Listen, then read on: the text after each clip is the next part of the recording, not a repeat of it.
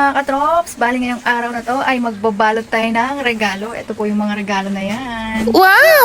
Yan. Ito po yung mga ireregalo natin. Sa mga titas po natin mga katrops. Meron isa dito, lalagyan po namin ng twist or hindi namin papahalata na ganito kaliit ang kanyang regalo. Oh, pupunuin namin ang box niya ng kung ano-ano. Tingnan nyo na lang mga katrops.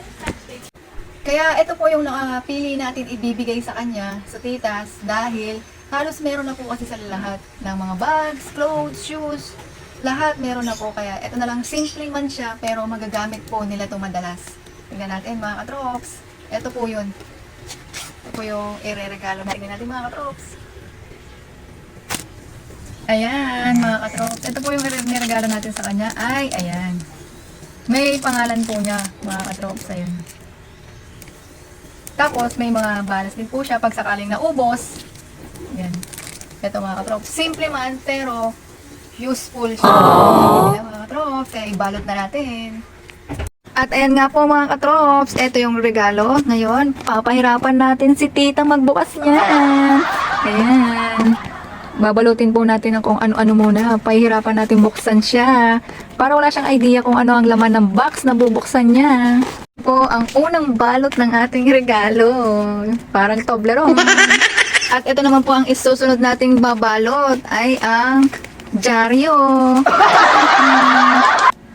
Ayan na po, babalutin natin ng dyaryo ang chocolate. At ayan na po. Babalot na natin. Wow! At ito po yung third batch after ng karton. Dyaryo, tas karton uli. At ang next po, ito na. Hindi na masyadong pinaganda ang balot. Para kakaiba. Sa akin ang hindi pinakabonggang balot. At syempre, nag-ice cream break muna kami. Ice cream yummy. Wow! Ice cream good. Time check. Tingnan nyo naman ang oras. Ayan po, magwa 1 o'clock na po. Oh, no! Kaya, ice cream. Ice cream yummy. Ice cream good.